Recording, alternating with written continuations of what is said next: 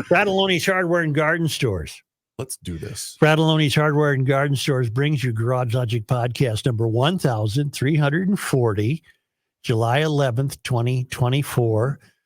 For the second day now, 106 degrees on this day in 1936, 49 degrees on this day in 1945. That's also the second day for 1945. They hit a cool spell there, didn't they? Yes. At the end of World War II. Say the swimming season is fully upon us. The kids are bugging the hell out of you. Let them swim after they eat, too. That's a bunch of BS. You can swim after you eat. You're not going to get a cramp. So go down to that beach kept free of weeds and algae by the products of Aquaside, a White Bear Lake company that's been maintaining Great Lake shores for more than 60 years with a complete line of lake and pond control products that take care of the weeds and the algae and all the other junk in there that you don't want. The products are easy to use. They work quickly, and they're registered with the EPA and the DNR. Take your cell phone, walk down to the shoreline or out back to the pond and call Aquaside and tell them what you're looking at. They'll help you identify it and get you the right products, and your place will look great all summer long. Call Aquaside at 1-800-328-9350 or go to aquaside.com. Hail the flashlight king. And now, from the mayor's office above the boathouse on the east shore of Spoon Lake, it's Garage Logic with Chris Reavers manning Technology Corner, Kenny Olson from the Krabby Coffee Shop, John Heidt in the newsroom, and of course, the Rookie. Here is your flashlight king, fireworks commissioner, and the keeper of common sense, your mayor, Joe Souchere.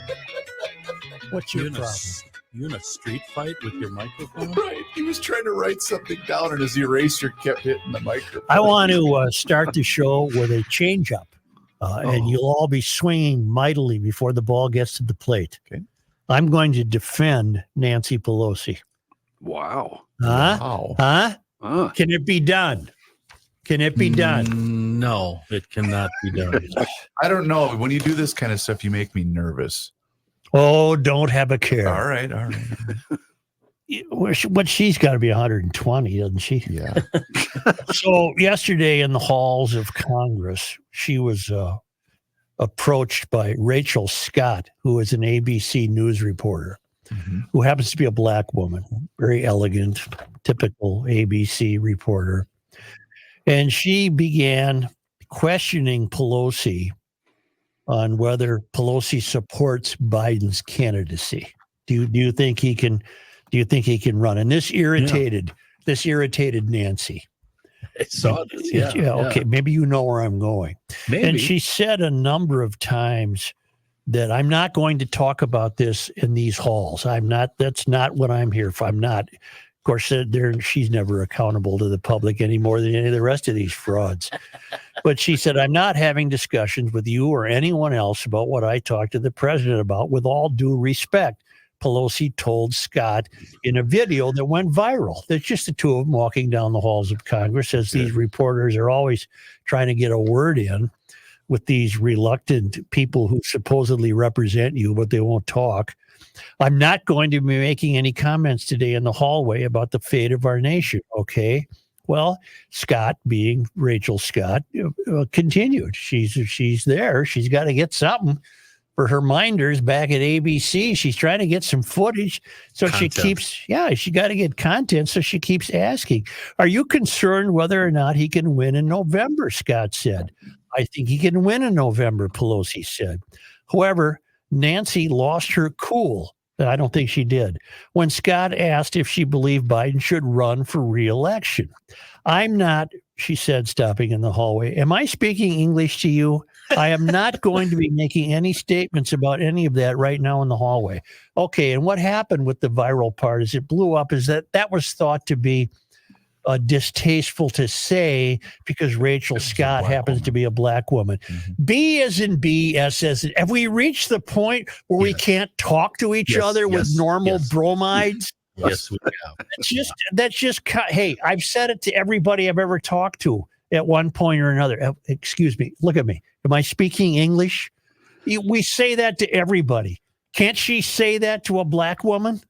without it becoming a national incident?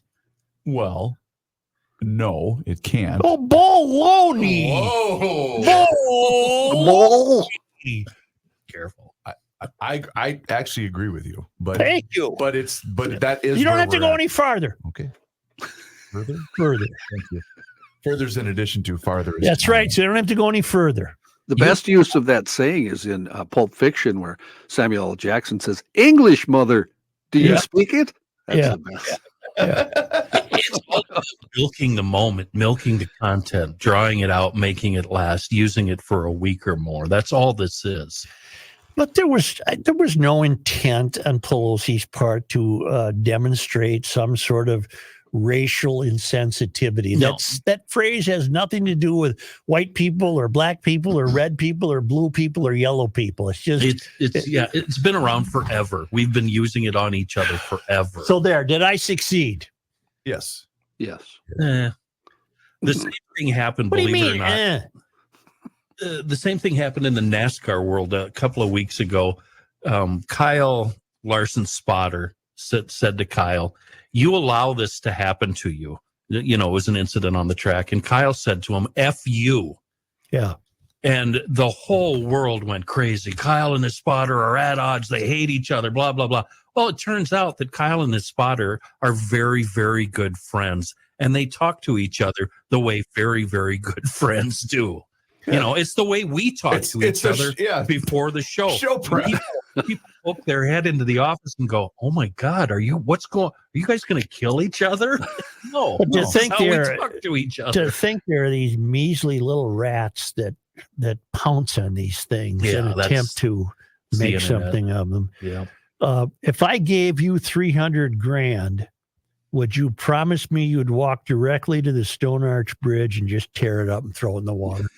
Just please do me that favor. Well, Just- I promise you I will. I don't know if I'll make it. the Minneapolis-based group called Somali Youth Link continues to patrol parts of the city to deter violence where youth tend to gather. Well, I know it's hasty on my part, but I would say, based on everything that's been happening lately, I would say they have miserably failed at deterring any violence. Look at the 4th of July. It's not like all the Somali kids are bad, but there are some bad apples, and those bad voices are louder than others, said Bashir Elmi, a Somali elder who walked with the group Tuesday night. Apparently, they weren't walking with the kids on the night of the 4th of July. Well, it turns out the group, originally contracted by the Minneapolis Downtown Improvement District, a nonprofit working to keep the city clean and safe. They were originally contracted with that. After the 90-day pilot program last year, the city said the work was so successful, the neighborhood safety department extended the services for 1 year, contacting directly with Somali Youth Link for 300 grand that runs through May of 2025. Why don't you just take that money, and just take it to the bridge and throw it away, because it's all going to be stolen, misused. I have no problem saying that whatsoever. I have no doubts in my mind. I'm not even going to use the word allegedly. The group provides culturally specific support services and outreach, including housing, employment, mental health, and drug treatment. You want to bet? Yeah. Wait. You want to bet? We don't know that. They patrol Boom Island, Dinkytown. You missed a little event there the other night. Stone Arch Bridge. There, you can stand there while I throw the 300 grand away. They do this 5 times a week. They patrol Boom Island, Dinkytown, and Stone Arch Bridge. You're failing then. You're not doing a very good job. How many boxes of fireworks can you buy for 300 grand? Quite a bit. I bet it's a lot. You can put on a hell of a show. So that's it. Good luck to them. It'd be nice to think the 300 grand would be well spent, but Yeah. I can't imagine that it will be. It appears to be a part of a larger organization called Voice of East African Women, VEAW, VEAW. where they're trying to help all of these youth stay clean and provide workshops and platforms for the youth to express what is happening in their environment and how they cope with daily issues. How about instead of cultural specific feedback, you encourage the kids to assimilate? Wouldn't that be wise? It'd be helpful. Is it, in my case, it didn't work, but is it good to give kids something to do, something else to do? Yes. What do you mean? Well, in my case, it was, we've made a youth center here with a rolling rink, and we want all the youths over here, and all the youths instead went over to the bar/bowling alley instead. It was a complete and total failure. I'm afraid maybe I'm disqualified from even commenting, because Well, what I'm about- old enough to have been of a generation where we didn't need anything to do provided for us. What about softball, baseball, golf? You know what? The Reverend Christopher does this a lot. Fishing, hunting, Yep. shotgun sports, shooting clay targets or rifles, target shooting, giving them something else to do. Well, And that's actually fun and not stupid. and I know sports isn't for every kid, Kenny, but I honestly do believe it's the best babysitter. And it for two reasons. Number one, it teaches you to be a part of a structured team/organization. But number two, it wears kids out, man. I can't tell you how many times my boys are just wiped. And it's fantastic. Here's what you do, GLers, especially if you live in the belly of the beast in the heart of Liberal Lakes, Minneapolis. Write this date down. This is July 11th, 2024. Or better yet, write down the 4th of July next summer and just see maybe if this $300,000 played out over the year as a calming influence, and next year you don't have disruptions on the 4th of July. If we were given that money and tasked with the duty to find something for these kids to do, what would we do?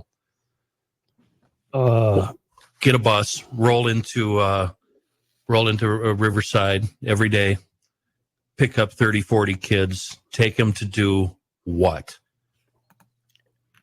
Different events every day.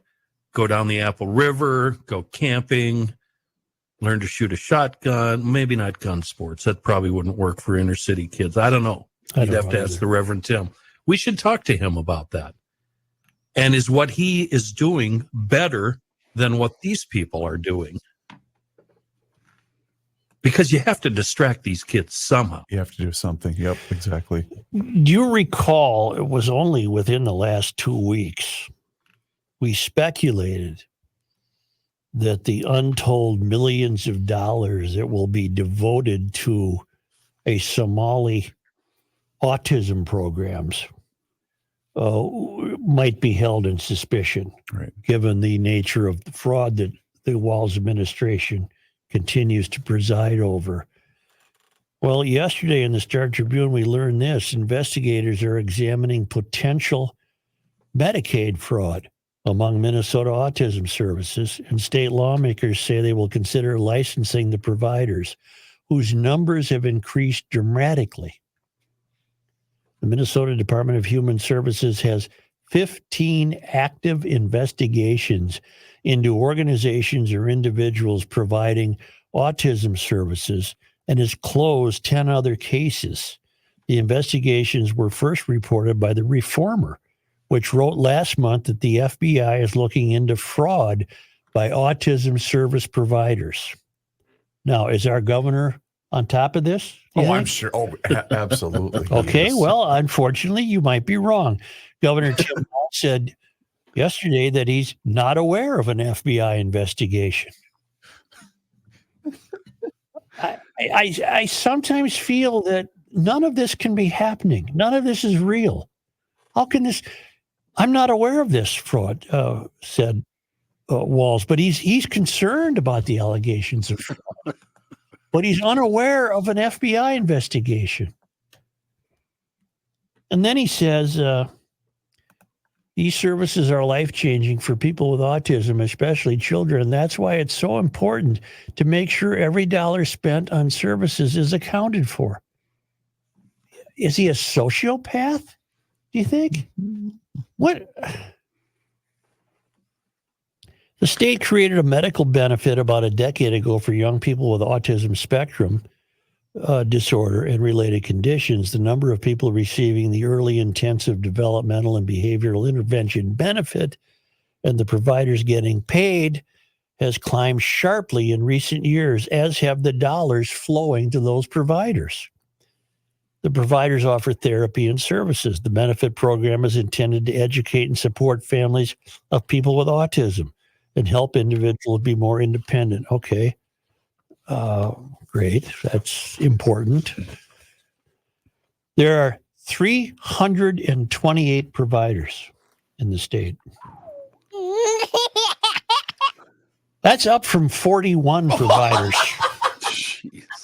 Oh, wait, as recently as when? That is 2018. Oh, it's almost like these. Is this real? It's almost as if someone said, "Hey, we got a good gig going here." Wait, tell me that number again.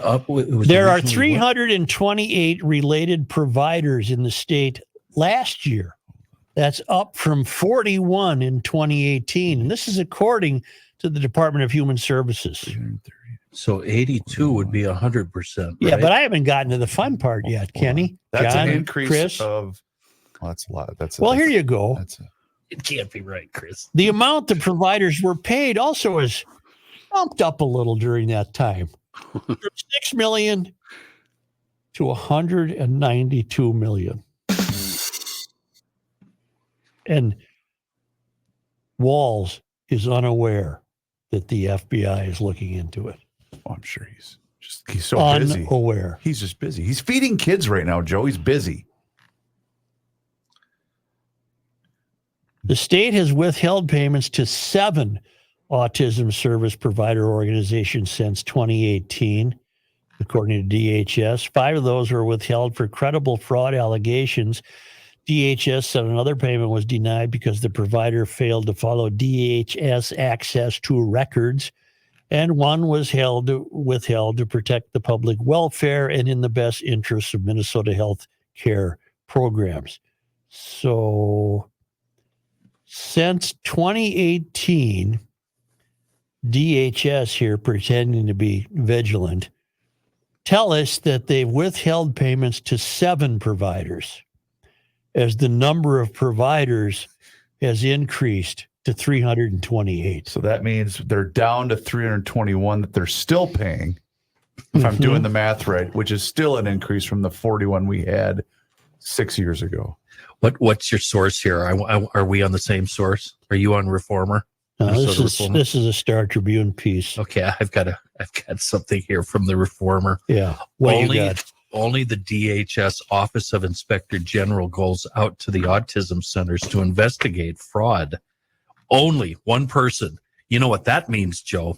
We need to throw more money at this so we can have more investigators.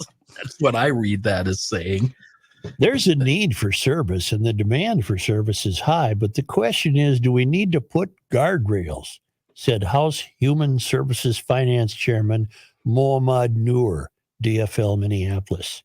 He said they are looking into that for both autism centers and telehealth centers, whatever the hell that is, to ensure there is proper care for the most vulnerable children in our state.